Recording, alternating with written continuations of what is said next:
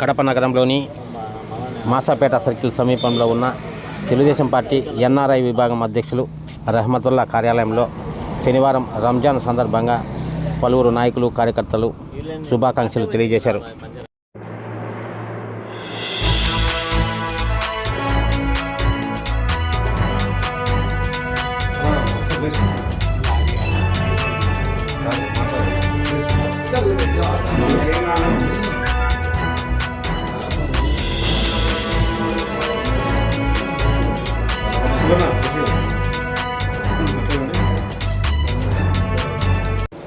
TDP minority నాయకులు రెహమతుల్లా ఈ సందర్భంగా మీడియాతో మాట్లాడుతూ పండుగ జరుపుకోవడం జరిగింది.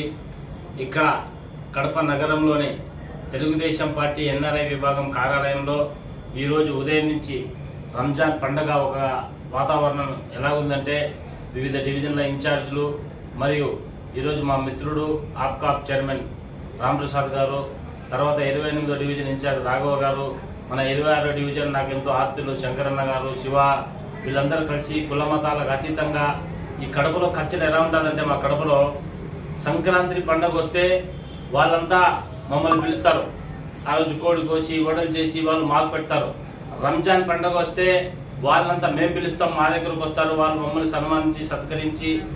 క్రిస్మస్ వస్తే వాళ్ళు క్రిస్మస్ పండుగ మమ్మల్ని అక్కడ పిలుస్తారు, జనవరికి పిలుస్తారు, చర్చికి పోతాం, వాళ్ళతో కలుస్తాం, ప్రార్థనలో పాల్గొంటాం. వీళ్ళు కూడా మా దగ్గర వచ్చి ప్రార్థనలో పాల్గొంటారు.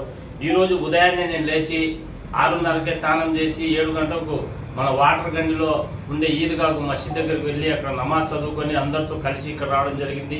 నా కార్యాలయంలో ఈరోజు ఉదయం నుంచి కుల మతాలకు అతీతంగా మనమంతా ఇక్కడ కూర్చోవడం, నేను సేమ్యాలు స్వీట్ పెట్టడం, వాళ్ళు తినడం, ఈ విధంగా వీళ్ళందరూ కలిసి నన్ను సత్కరించడం ఎలా ఉంటుందంటే కడప కల్చరు కుల మతాలకు అతీతంగా అందరం కలిసి మెలిసి ఉండే సర్వమత సమ్మేళనమే ఈ కడప అనేది. మొత్తం భారతదేశానికే నాకు తెలిసి ఒక ఆదర్శం అనుకుంటా ఈ కడప నగరం అనేది. అందరం కలిసి మెలిసి ఉంటాం. ఇక్కడ శంకరన్న కానివ్వండి, మన రాఘవన్న కానివ్వండి, తర్వాత శివ కానివ్వండి, లక్ష్మణ, అందరం చాలా ఆప్యాయతతో అనుబంధాలతో కలిసి మెలిసి ఇది చేస్తున్నాం. కాబట్టి ఈరోజు రంజాన్ పండుగ సందర్భంగా ప్రపంచవ్యాప్తంగా ఉండే ముస్లిం సోదరులందరికీ మా తెలుగుదేశం పార్టీ ఎన్ఆర్ఐ విభాగం తరపు నుంచి రంజాన్ శుభాకాంక్షలు తెలియజేసుకుంటున్నాం.